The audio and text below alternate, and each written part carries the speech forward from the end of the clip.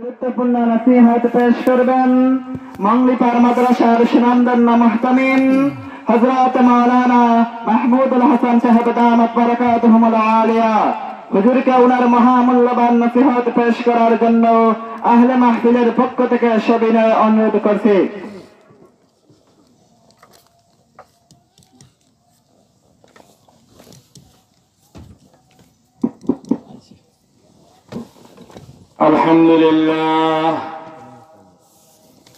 الحمد لله كفى والسلام على عباده الذين اصطفى أما بعد فأعوذ بالله من الشيطان الرجيم بسم الله الرحمن الرحيم يا أيها الذين آمنوا اتقوا الله وكونوا مع الصادقين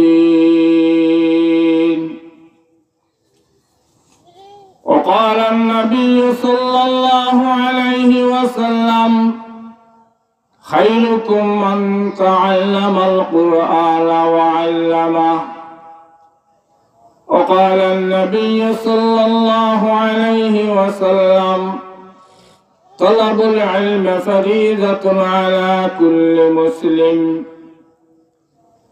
وقال النبي صلى الله عليه وسلم من سلك طريقا يلتمس فيه علما سهل الله له به طريقا إلى الجنة أو كما قال عليه الصلاة والسلام. بارك الله لنا ولكم في القرآن العظيم ونفعنا وإياكم بالآيات والذكر الحكيم. إنه تعالى جواد كريم ملك بر رؤوف رحيم. صلى الله على سيدنا ومولانا محمد وعلى آله وصحابه وسلم. محبت صدق رحمة بدر شرف صلى الله على سيدنا مولانا محمد وعلى آله وصحابه وسلم. أستغفر الله إن الله غفور رحيم. أستغفر الله إن الله غفور رحيم. سبحان الله وبحمده سبحان الله العظيم. সিলেট তথা বাংলাদেশের বরেণ্য বুজুর্গ পীরে কামেল হযরত মাওলানা মুফতি রশিদুর রহমান ফারুক পীর সাহেব বরনবী দামাত বারাকাতুহুমুল আলিয়া নাম অনুসারে সিলেট সদর উপজেলা 3 নম্বর খাদিমনগর ইউনিয়নের চান্দাই রশিদিয়া মহিলা মাদ্রাসা ও এতিমখানার উদ্যোগে আয়োজিত আজকের এই বার্ষিক ইসলামী মহাসম্মেলনের চলমান অধিবেশনের মুহতারাম সভাপতি আমার বন্ধুবর বিশিষ্ট আলেমে দ্বীন মাওলানা আব্দুর রহমান, উপস্থিত মুরব্বিয়ানে কেরাম এবং জাতির কর্মদার উলামায়ে কেরাম, প্রথমে মহান রব্বুল আলামিনের দরবারে শুকরিয়া আদায় করি যে আল্লাহ তাবারাকা ওয়া তাআলা আমাদেরকে একটি জান্নাতি পরিবেশে একটি দ্বীনি মাহফিলে অংশগ্রহণ করার তৌফিক দান করেছেন। যেই মাহফিলের দাম এত বেশি আল্লাহর কাছে যে এই মাহফিলের চাইতে দামি আর কোনো মাহফিল পৃথিবীতে হতে পারে না। বলে আলহামদুলিল্লাহ। আলহামদুলিল্লাহ, একটু জোরে সুরে বলি আলহামদুলিল্লাহ। আলহামদুলিল্লাহ।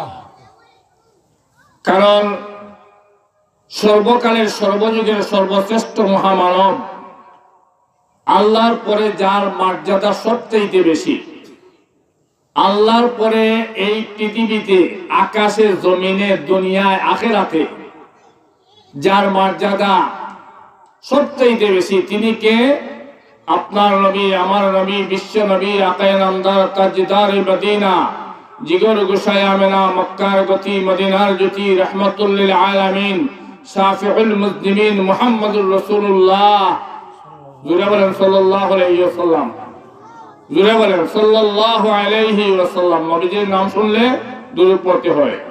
সেই নবীজি বলেছেন, মা মিন কওমিন ইয়াযকুরুনাল্লাহা তাআলা ইল্লা হাফাতহুমুল মালাইকা ওয়া গাশিয়াতুহুমুর রাহমা ওয়া নাযালাত আলাইহিমুস সাকিনাহ ওয়া যাকারাহুমুল্লাহু ফী মান ইনদাহু আও কামা ক্বালা আলাইহিস সালাতু ওয়াস সালাম।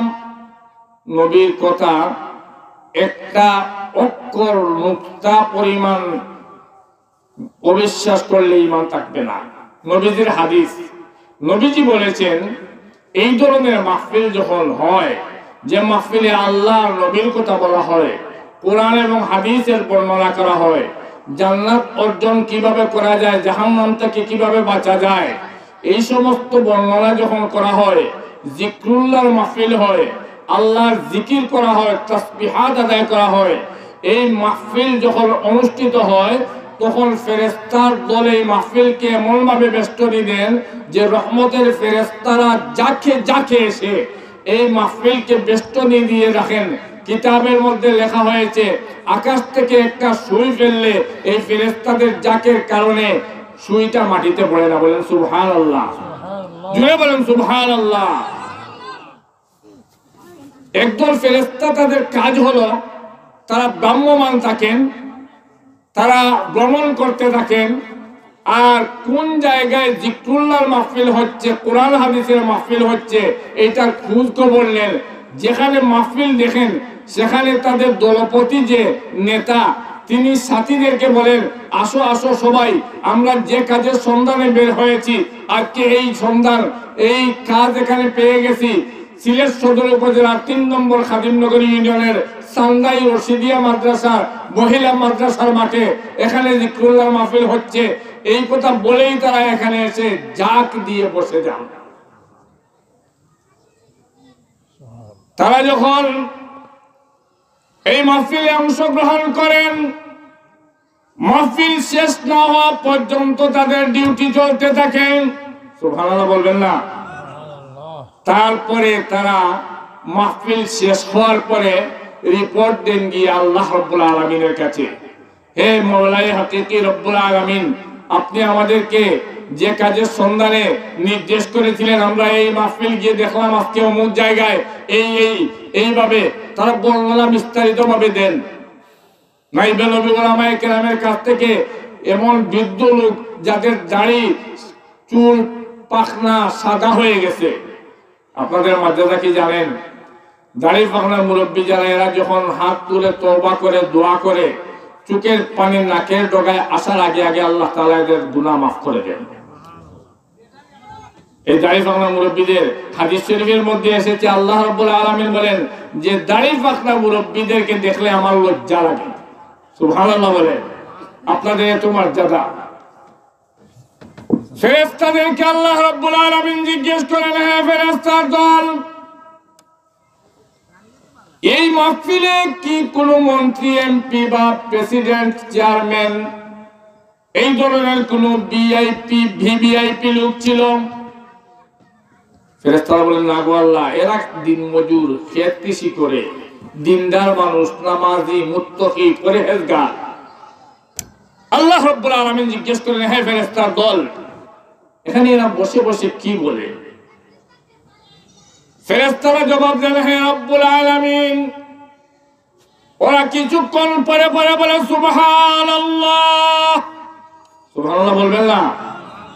কিছুক্ষণ পরে পরে বলে আলহামদুলিল্লাহ, কিছুক্ষণ পরে পরে বলে আল্লাহু আকবার, কিছুক্ষণ পরে পরে বলে লা ইলাহা ইল্লাল্লাহ। এই তাসবিহ গুলা তারা এখানে বসে বসে করে। সুবহানাল্লাহর অর্থ হলো আল্লাহ পাক পবিত্র। নামাজের মধ্যে রুকুতে গিয়ে সুবহান রাব্বিয়াল আযীম, সিজদার মধ্যে গিয়ে সুবহান রাব্বিয়াল আ'লা আমরা তাসবিহ করি না। হাদিস শরীফের মধ্যে এসেছে বান্দা যখন সুবহানাল্লাহ বলে এর অর্থ হলো আমার আল্লাহ পাক আর পবিত্র। তখন আল্লাহ তাআলা এই বান্দা বা বান্দির উপর রাজি আর খুশি হয়ে বলেন, যাও আমার বান্দা আমার বান্দি আমার পবিত্রতা বর্ণনা করছে, আমি রব্বুল আলামিন তার গুনাহ থেকে পাক আর পবিত্র করে দিলাম। সুবহানাল্লাহ। এজন্য রুকুতে বেশ করে সুবহান রাব্বিয়াল আযীম বলবেন, 3 বার বলবেন, 5 বার বলবেন, 7 বার বলবেন, 9 বার বলবেন, 11 বার বলবেন। এই 4G গতিতে হাঁস মুরগে যেভাবে দান খায় এইভাবে নামাজ পড়বেন না। ধীর স্থিরে নামাজ সব সমস্যার সমাধান। হাদিস শরীফের মধ্যে এসেছে আল্লাহর নবী বলেন, যেই ব্যক্তি প্রতিদিন 100 বার সুবহানাল্লাহি ওয়া বিহামদিহি পড়বেন, কি পড়বে? জোরে বলেন, সুবহানাল্লাহি ওয়া বিহামদিহি। নবীজি বলেন প্রতিদিন কেউ যদি 100 বার সুবহানাল্লাহি ওয়া বিহামদিহি পড়ে তাহলে হুত্তাত খাতায়াহু কানা কাযাবাদিল বাহরে, মিসলা কাযাবাদিল বাহরে, একেবারে সাগরের ফেনা পরিমাণ গুনাহ হলেও আল্লাহ তাআলা এই ব্যক্তির গুনাহ মাফ করে দিবেন। সুবহানাল্লাহ। এজন্য তাসবিহ আদায় করবেন, প্রতিদিন 100 বার বলবেন সুবহানাল্লাহি ওয়া বিহামদিহি, সুবহানাল্লাহি ওয়া বিহামদিহি, সুবহানাল্লাহি ওয়া বিহামদিহি। কোরআন শরীফ যেভাবে 30 পারা, বুখারী শরীফ হাদিসের সর্বোচ্চ কিতাব যেটা, এই বুখারী শরীফও 30 পারা। এই বুখারী শরীফের সর্বশেষ হাদিস হলো যে কালিমাতান খফিফাতান আলাল লিসান সাকিলাতান ফিল মিজান হাবিবাতান ইলার রহমান সুবহানাল্লাহি ওয়া বিহামদিহি সুবহানাল্লাহিল আযীম। আল্লাহর নবী বলেন যে এই 2টা কলিমা, 2টা বাক্য কথার মধ্যে একেবারে পাতলা, খফিফাতান আলাল লিসান, একেবারে সহজে সবাই বলতে পারে, ছেলে বলতে পারে, মেয়ে বলতে পারে, বৃদ্ধ বলতে পারে, আলিম বলতে পারে, গয়রে আলিম বলতে পারে, যে কোনো মানুষ বলতে পারে। যেটা বলতে পারে না সুবহানাল্লাহি ওয়া বিহামদিহি সুবহানাল্লাহিল আযীম, যে কোনো মানুষ বলতে পারে। আল্লাহর নবী বলেন কেউ যদি এটা কথার মধ্যে তো পাতলা, অর্থাৎ একেবারে সহজ, আর মিজানের পাল্লায় কিয়ামতের দিনে এটা এত ওজন হবে, 7 আসমান 7 জমিন সহ সব কিছু এর মধ্যে যা আছে তা রাখা হলে, আর একবার সুবহানাল্লাহি ওয়া বিহামদিহি কে একবার রাখা হলে, এই সুবহানাল্লাহি ওয়া বিহামদিহি সুবহানাল্লাহিল আযীমের ওজন ভারী হয়ে যাবে। মোহাম্মদ বদরুল আমিন খুব বেশি বেমার। মোহাম্মদ বদরুল আমিন 20 টাকা দিয়েছেন। আল্লাহ তাআলা সরকারে কবুল আর মঞ্জুর করুক। অসুস্থ আল্লাহ তাআলা তার রূহানি জিসমানি বেমারে দারু শিফাতে কি শিফায়ে আজিলা কুল্লিয়া রাখুকা, আমিন। এইভাবে তাসবিহাত আদায় করে ফেরেশতারা বলবেন, হে আল্লাহ এরা এইভাবে আপনার তাসবিহ আদায় করে। সংক্ষেপে বলতেছি, সময় একেবারে শর্ট কম। আল্লাহ তাআলা জিজ্ঞেস করেন, হে ফেরেশতার দল, ওরা কি আমাকে দেখেছে? আচ্ছা বলেন তো, আমরা কি আল্লাহকে দেখেছি? ফেরেশতারা বলেন, না গো আল্লাহ, এরা তো দেখে নাই। এই ফেরেশতার দল যদি আমার এই বান্দা বান্দীরা আমাকে দেখতো তাহলে কি অবস্থা হইতো? সুবহানাল্লাহ বলেন। ফেরেশতারা বলেন, যদি এরা আপনাকে দেখতো তাহলে এরা ক্ষেত, কৃষি, চাকরি, নকরি, ব্যবসা বাণিজ্য, ছেলে মেয়ে, পরিবার, সংসার সব কিছু ত্যাগ করে দিবারাত্রি আপনার তাসবিহ আদায় করতে থাকতো। আমার আল্লাহ বলেন, তাহলে এরা চায় কি এখানে বসে বসে? ফেরেশতারা বলেন, হে আল্লাহ, আপনার নবী তো আখিরি নবী, শেষ নবী মুহাম্মদুর রাসূলুল্লাহ সাল্লাল্লাহু আলাইহি ওয়াসাল্লাম, তিনি তো ১৫০০ বছর আগে চলে গেছেন। তার এই নবীওয়ালা কাজ ওলামায়ে কেরাম নাইবে নবী যারা, ইন্নাল উলামা ওয়ারাসাতুল আম্বিয়া, এরা মানুষকে হেদায়েতের বাণী শোনান। তারা এখানে বসে বসে এগুলা শোনানোর তারা শুনে, আর তারা শুনেছে জীবনের গুনার উপর লজ্জিত আর শর্মিন্দা হইয়া যদি কোনো আল্লাহর বান্দা বা বান্দি তওবা আর ইস্তিগফার করতে পারে, আল্লাহ তাবারাকা ওয়া তাআলা তার জীবনের সমস্ত গুনাহ খাতা মাফ করে দেন। এরা মাগফিরাত চায়, মাফি চায়, বুঝিয়া আনা বুঝিয়া, দেখাইয়া লুকাইয়া, কবিরা সগীরা জাহিরা বাতিনা শিরিক বেদাত অনেক কিসিমের গুনাহ করে ফেলেছে। আমার আল্লাহ রাব্বুল আলামিন বলেন, হে ফেরেশতার দল, যাও রে যাও, তোমাদেরকে সাক্ষী রাখলাম আমি, আমার এই বান্দাদেরকে আমি তাদের জীবনের সমস্ত গুনাহ খাতায় তওবার কারণে মাফ করে দিলাম। এটা মাগফিরাতের মাহফিল। এজন্য যারা এখনো শরীক হননি, অংশগ্রহণ করেননি, আমি আপনাদেরকে অনুরোধ করব, আসেন আজকের মাহফিল এইটা আপনার আমার জীবনের শেষ মাহফিল হতে পারে। এই ধরনের পুণ্যবানদের মাহফিল হয়তো আমরা আর পাবো কিনা সেই গ্যারান্টিও দিতে পারবেন না, এবং আমরা ভরসাও রাখতে পারি না। সুতরাং মাহফিলের কার্যক্রম শুরু থেকে শেষ পর্যন্ত সবাই অংশগ্রহণ করা এটা ঈমানি দায়িত্ব। বেরাদরানে ইসলাম, মনে হয় 5:15 মাগরিবের নামাজ। যাই হোক, এর ভিতরে আমি আপনাদের সামনে যে আয়াতে কারিমা তেলাওয়াত করেছি, সেই আয়াতের অর্থ এবং 2-1টা হাদিস বলেছি, এগুলোর অর্থ বলেই আমার কথা শেষ করবো ইনশাআল্লাহ। আল্লাহ রাব্বুল আলামিন এই পৃথিবীতে আমাদেরকে পাঠিয়েছেন, পাঠানোর পরে আমরা কিভাবে জান্নাত অর্জন করতে পারবো, জাহান্নাম থেকে বাঁচতে পারবো, এর জন্য আমাদের নবী, বিশ্ব নবী, আকায়ে নামদার, তাজদারে মদিনা মুহাম্মদুর রাসূলুল্লাহ সাল্লাল্লাহু আলাইহি ওয়াসাল্লামকে এই পৃথিবীতে প্রেরণ করেছেন দিকভ্রান্ত মানুষকে, গুমরাহ মানুষকে, পথভ্রষ্ট মানুষকে হেদায়েতের রাস্তায় আনার জন্য, আর সাথে সাথে দিয়েছেন কোরআনুল কারীম। الذي خلق الموت والحياة ليبلوكم أيكم أحسن عملا। বান্দারে, আমি তোকে দুনিয়াতে প্রেরণ করেছি তোর আমল কতটুকু কার সুন্দর সেইটা আমি পরীক্ষা নেওয়ার জন্য। বলেন সুবহানাল্লাহ। দুনিয়া এটা ক্ষণস্থায়ী, এটা আমাদের পরীক্ষার জায়গা, এটা পরীক্ষার ইন্টারভিউর হল, পরীক্ষা দেওয়ার জায়গা। এখান থেকে আমাদের আমলকে সুন্দর করে স্থায়ী জিন্দেগি, যেটা আখিরাতের জিন্দেগি, সেইটা আমরা যাতে সফল কাম হতে পারি, জান্নাতি হতে পারি, বেহেশতি হতে পারি, সেজন্য আল্লাহ রাব্বুল আলামিন দয়ার মেহেরবানি করে তার নবীর সাথে সাথে নবীর উপর অবতীর্ণ করেছেন কোরআনুল কারীম। এখন এই পৃথিবীতে শুধুমাত্র আমরা পুরুষ না মহিলারা আছে?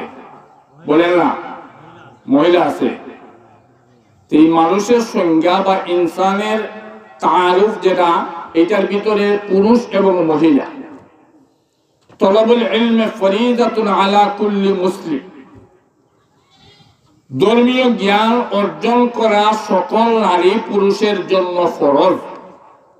এখানে বলেননি যে শুধু পুরুষরা ধর্মীয় জ্ঞান অর্জন করলে হবে, মহিলা ধর্মীয় জ্ঞান অর্জন করতে হবে না, এরকম নাকি? তলবুল ইলমে ফরিদাতুন আলা কুল্লি মুসলিম, সকল নারী পুরুষের জন্য ধর্মীয় জ্ঞান যতটুকু অর্জন করা ফরজ ততটুকু অর্জন করতেই হবে।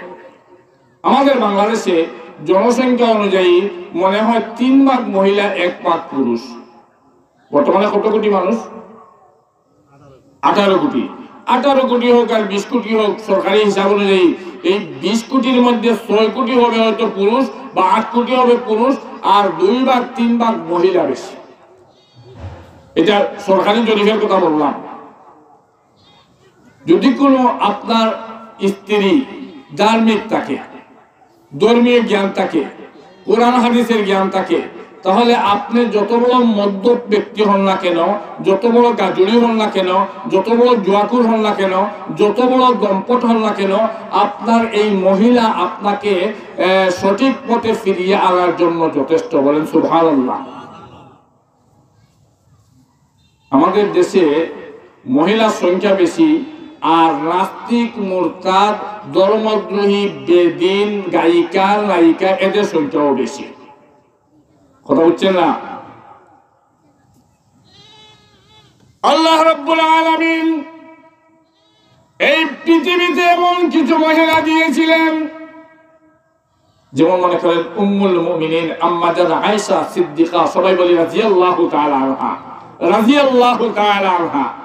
নবীজির স্ত্রী, সবচেয়ে আদরের যিনি হযরতে আয়েশা সিদ্দিকা রাদিয়াল্লাহু তাআলা আনহা, তার জীবনী যদি দেখেন, দেখবেন বড় বড় সাহাবায়ে কেরাম, মুহাদ্দিসিন, মুফাসসিরিন তার ছাত্র।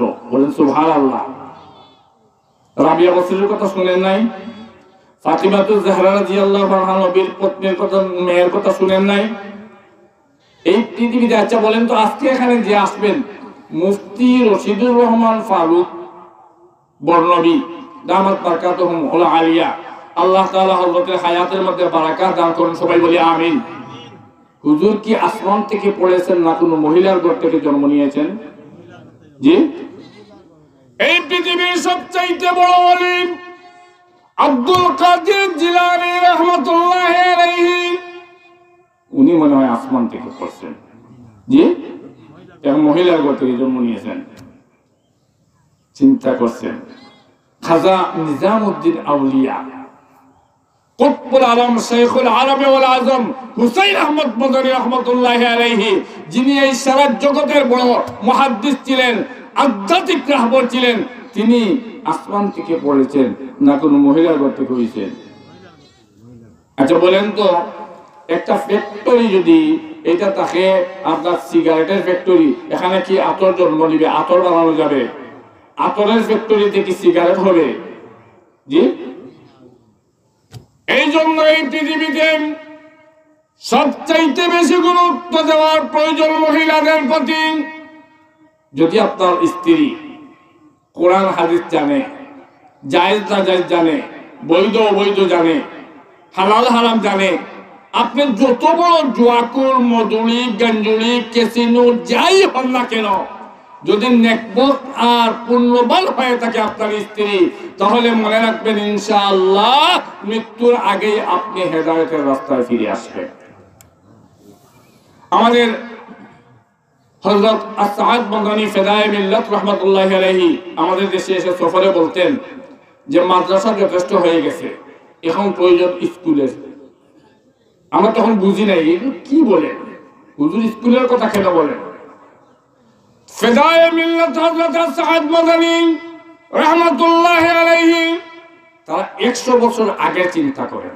আমরা তো এখন চিন্তা করি আজকে কি হচ্ছে, আর তারা চিন্তা করেন 100 বছর পরে কি হবে। হযরত বললেন যে এই দেশে মাদ্রাসা যথেষ্ট হয়ে গেছে, এখন পপুলার শ্রেণীর মানুষ যারা, শিক্ষিত শ্রেণীর মানুষ যারা, দরিদ্র, বিত্তশালী, বিত্তবান মানুষ যারা, ভিআইপি শ্রেণীর মানুষ যারা, এদের বাচ্চাদেরকে মাদ্রাসায় দেয় না, স্কুলে পাঠাইতে হয়। এজন্য ধর্মীয় স্কুল প্রতিষ্ঠা করা প্রয়োজন। সুবহানাল্লাহ বলেন। দিন তো শুধুমাত্র উলামায়ে কেরামের জন্য না, আর শুধুমাত্র এই গরিবের জন্য না, ধনীর জন্য, ছেলের জন্য, মেয়ের জন্য, নারীর জন্য, পুরুষের জন্য, সর্বমহলে দিন পড়তে হবে। এজন্য তারা এই সমস্ত চিন্তা করেন। আজকে সান্দাই মহিলা রশিদিয়া মাদ্রাসা, এই মাদ্রাসা থেকে হয়তো এমন মহিলা জন্ম নিতে পারে যার গর্ভ থেকে জন্ম দিবেন শাইখুল আরবে ওয়াল আজম শাইখুল ইসলাম হুসাইন আহমদ মদনী, যার গর্ভ থেকে জন্ম নিবেন এই জগৎ বিখ্যাত বুজুর্গ হযরত মুফতি রশিদুর রহমান ফারুক রাহমাতুল্লাহি মাদ্দাজিল্লাহুল আলীর মতো ব্যক্তি, যার গর্ভ থেকে জন্ম নিবে বিশ্ববিখ্যাত ইসলামিক স্কলার জাস্টিস তকি উসমানীর মতো ব্যক্তি। কথা বুঝছেন না? এই জন্য প্রথমত ফ্যাক্টরি ঠিক করতে হবে। এই মহিলাদের জন্য দিন শিক্ষা করা ফরজ, আর মহিলাদের জন্য এই মাদ্রাসা, যারা মাদ্রাসা করেছেন, আমার মাস্টার জালাল সাহেব এবং ডাক্তার জালাল সাহেব, মৌলানা গিয়াসউদ্দিন সাহেব, আমরা তাদের শুকরিয়া আদায় করি। আমি মনে করি যে এই খাদিমনগর ইউনিয়নের মনে হয় এইটা মহিলা মাদ্রাসার উদ্যোগ তারাই প্রথম নিয়েছেন, আমার জানা নেই আর আছে কিনা। তবে প্রতিটা গ্রামে গ্রামে পাড়ায় পাড়ায় মহিলা মাদ্রাসার প্রয়োজন রয়েছে। যদি আপনার আমার এই মহিলা মাদ্রাসার থেকে মাত্র একজন আলেমা, একজন হাফেজা, একজন আবেদা, একজন সালেহা তৈরি হতে পারেন। আচ্ছা বলেন তো, 500 পাওয়ারের লাইট একটা জ্বালাইলে শুধুমাত্র এই স্টেজ আলোকিত করবে না, পুরা পিন্ডাল আলোকিত করে? যত পাওয়ার বেশি থাকবে তত ব্যাপক এরিয়া আলোকিত করবে।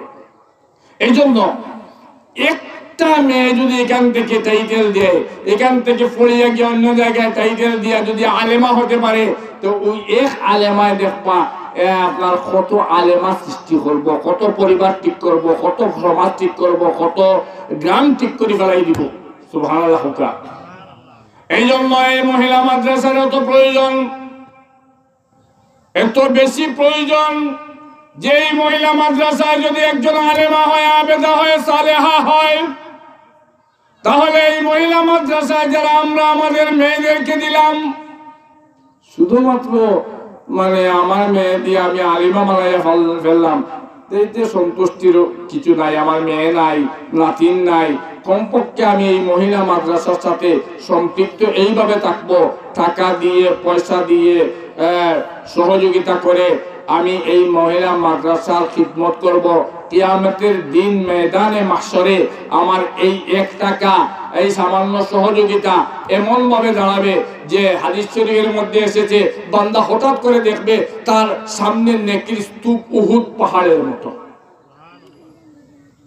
বান্দা অবাক হয়ে যাবে, আশ্চর্য হয়ে যাবে, হতভম্ব হয়ে যাবে। আমি পেয়েছিলাম মাত্র 55 বছর বয়স, মাত্র 40 বছর বয়স, এর ভিতরে এত নামাজ রোজাও করতে পারিনি। আমার সামনে এত বড় নেকির স্তূপ কোথা থেকে আসলো? ফেরেশতাদেরকে জিজ্ঞেস করবে, এটা কার? আব্দুর রহমান, আব্দুল গফফার, এটা তোমার? আমি তো দুনিয়াতে এত লম্বা হায়াত পাইনি, এত নেকি কোথা থেকে আসলো? ফেরেশতারা বলবেন, চান্দাই মহিলা রশিদিয়া মহিলা মাদ্রাসায় 5 টাকা দিয়েছিলে, আর তুমি 2024 ইংরেজিতে দিয়েছিলে, আর মারা যাওয়ার পরে আজকে কত হাজার বছর পরে কিয়ামত সংঘটিত হচ্ছে, ব্যাংকে যেভাবে টাকা রাখলে আপনার 1 টাকায় 2 টাকা হয়ে যায়, এইভাবে তোমার এই পুণ্যের কাজ, নেকির কাজ, সওয়াবের কাজ এমন ভাবে বৃদ্ধি পেয়েছে যে আজকে উহুদ পাহাড় পরিমাণ নেকির স্তূপ তোমার সামনে উপস্থিত হয়ে গেছে। তখন আল্লাহর বান্দা আফসোস করবে আর আক্ষেপ করবে আর বলবে, হায় হায়, যদি আমি জানতাম এইভাবে দুনিয়াতে সদকায়ে জারিয়া করলে এইভাবে পুণ্যের স্তূপ হয়ে যাবে, উহুদ পাহাড় পরিমাণ নেকি হয়ে যাবে, তাহলে আমি শুধুমাত্র এই কাজই দুনিয়াতে করতাম। আফসোস করবে। ইযা মাতাল ইনসানু ইনকাতা আনহু আমালুহু ইল্লা মিন সালাসা, ইল্লা মিন সাদাকাতিন জারিয়া আও ইলমিন ইনতাফাউ বিহি আও ওয়ালাদিন সালিহিন ইয়াদউ লাহু আও কামা ক্বালা আলাইহিস সালাতু ওয়াস সালাম। আল্লাহর নবী বলেন, মানুষ মারা যাওয়ার পরে তার সব আমল বন্ধ হয়ে যাবে, কিন্তু তার 3টা আমল জারি থাকবে। বলেন সুবহানাল্লাহ। মারা যাওয়ার পরেও 3টা জারি থাকবে, চলমান থাকবে, ধারাবাহিকতা বজায় থাকবে। এই 3টা কাজ কি আমাদের জানা দরকার নাই? একটা হইল সদকায়ে জারিয়া। কোন আল্লাহর বান্দা যদি মসজিদ মাদ্রাসা দান করেন, কোন আল্লাহর বান্দা যদি রাস্তাঘাট পুল সাঁকো নির্মাণ করে দেন, কোন আল্লাহর বান্দা বা বান্দি যদি একটা বৃক্ষরোপণ করেন, শুধুমাত্র মসজিদ মাদ্রাসায় দান করা না, এগুলো সব সদকায়ে জারিয়া। এইদিকে যাইতেছে, দেখেন এইদিকে যাইতেছেন, রাস্তায় আপনি একটা গাছ লাগাইলেন, রাস্তায় বলতে রাস্তার মাঝখানে লাগাইলেন না, যান সাইডে একটা গাছ লাগাইলেন, এই গাছ যেটা হবে গাছের পরিন্দা পাখি এগুলো এটার ছায়াতে এসে আশ্রয় নিবে, এটার ফল খাবে।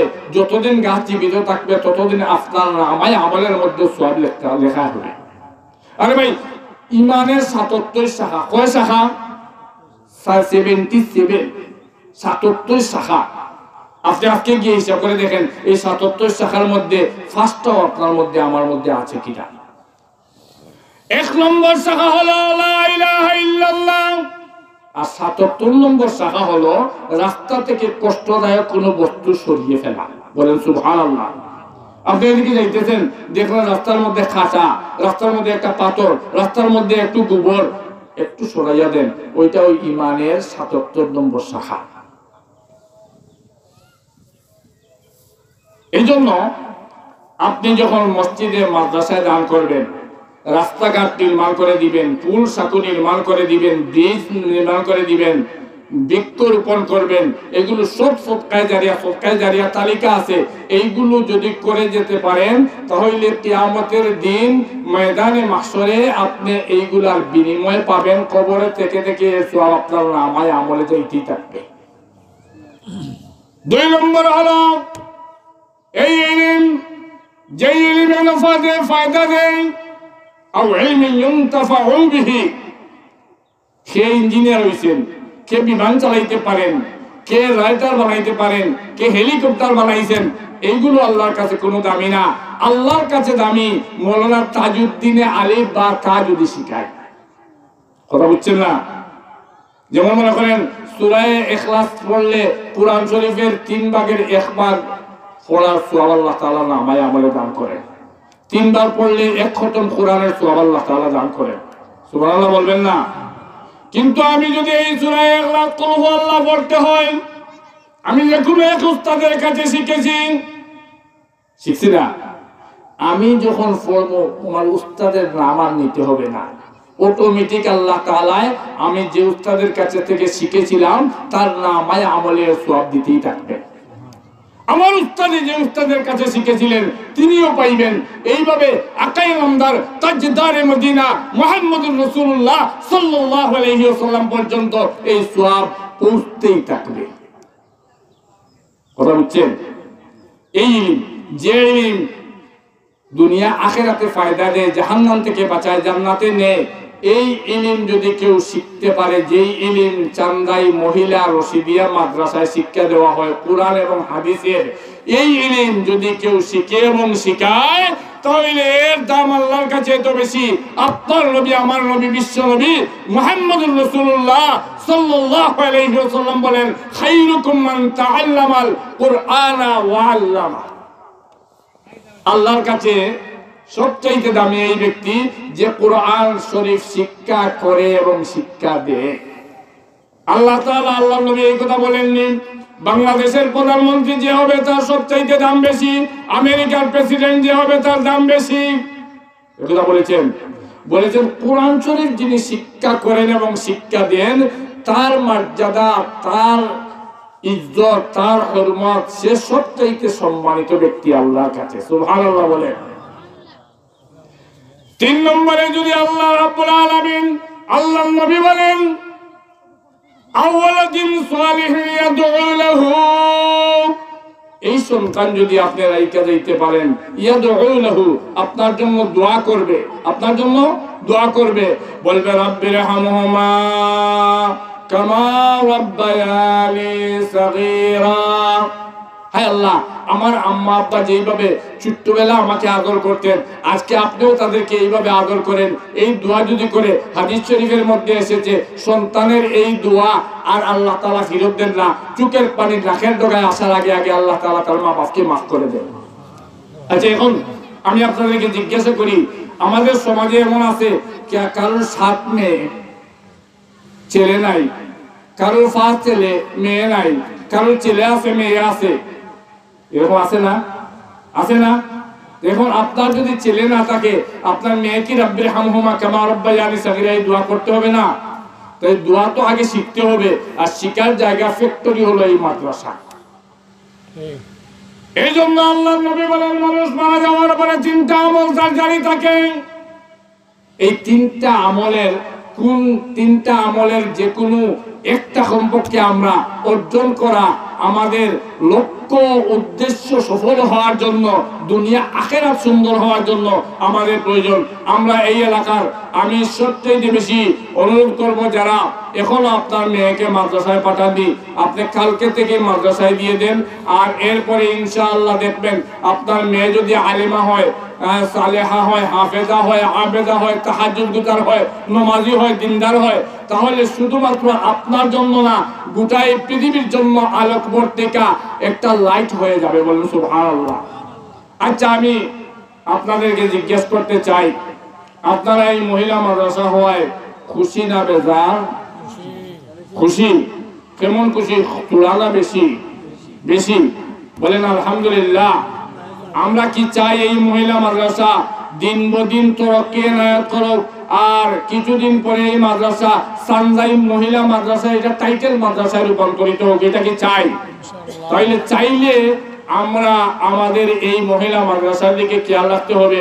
শুধুমাত্র দায়িত্ব এই ডাক্তার জালাল আর মৌলানা গিয়াসউদ্দিন আর যারা পড়াইতেছেন এদের উপর ছেড়ে দিলে হবে না। কারণ হলো কিয়ামতের দিনে এই এলাকায় যারা বসবাস করতেছেন, মাতব্বর শ্রেণীর যারা, মুরব্বী যারা, সমাজের অর্থাকর্তা যারা, তাদেরকেও স্মরণ রাখতে হবে। আলা কুল্লুকুম রাইন ওয়া কুল্লুকুম মাসউলুন আন রাইয়াতিহি, আও কামা ক্বালা আলাইহিস সালাতু ওয়াস সালাম। কিয়ামতের দিন আল্লাহ তাআলা সবাইকে জিজ্ঞাসা করবেন, যার অধীনে যে আছে। এই এলাকায় যদি আমার বাড়ি হয়ে থাকে, তাহলে এই মাদ্রাসার খবর নিয়েছিনি, এই মাদ্রাসার উন্নয়নে বলিষ্ঠ ভূমিকা রাখছে কিনা, এই দ্বীনি দরজগার উন্নয়নে আমার কি প্রচেষ্টা ছিল কিনা, এই সব কিছু আমাদের নৈতিক দায়িত্ব এবং কর্তব্যের মধ্যে পড়ে। এই জন্য আমি, যেহেতু মাগরিবের সন্নিকটে সময়, একেবারে মাত্র 5-10 মিনিট মনে হয় আছে, আর দোয়া কবুল হওয়ার একটা সময় আছে আসরের পরে মাগরিবের আগে। বলেন সুবহানাল্লাহ, জুড়ে বলেন সুবহানাল্লাহ। 3 ব্যক্তির দোয়া আল্লাহ তাআলা ফিরিয়ে দেন না। এর মধ্যে এক ব্যক্তি হলো মুসাফির, আরেক ব্যক্তি হলো মা বাবা। সুবহানাল্লাহ বলেন। যদি মা বাবা বাড়িতে জীবিত থাকেন, তাহলে আপনার যা দরকার, যা প্রয়োজন, মা বাবাকে গিয়ে বলবেন, আম্মা গো আপনি আমার জন্য দোয়া করেন, আব্বা গো আপনি আমার জন্য দোয়া করবেন। হাদিস শরীফের মধ্যে এসেছে এই দোয়ায় আর কোনো ধরনের হিজাব নেই, পর্দা নেই, সরাসরি আল্লাহ তাআলা কবুল করেন। আর মজলুমের দোয়া, এখন আমি আপনাদেরকে এই দোয়া কবুলের যে কয়েক সময়, একটা তাহাজ্জুদের সময়, একটা আসরের পরে মাগরিবের আগে, এবং আযান ইকামতের দরমিয়ান মধ্যবর্তী সময়। আযান 15 মিনিট আগে হয়, 15 মিনিট পরে আমরা জামাতে খাড়া হই। তো এখন মসজিদে গিয়ে যখন আমরা দাঁড়াই, এই সময় যা দরকার তা আল্লাহর কাছে বলবেন, দোয়া করবেন। আযান ইকামতের দরমিয়ানে এই দোয়া কবুল হয়, আর এই আসরের পরে মাগরিবের আগে দোয়া কবুল হয়। এই কবুল হওয়ার সময় আমি আপনাদের কাছে আবদার রাখতে চাই, আমরা একটা দোয়া করবো ওলামায়ে কেরামকে সাথে নিয়ে। আল্লাহ তাআলা এই কবুলিয়তের সময় আমাদের দোয়া কবুল করবেন। কোন ভাই আছেন 1000 টাকা এই মহিলা মাদ্রাসায় দান করবেন? 1000 মাত্র। এ পাশে রাখিলাম মুরব্বি সামনে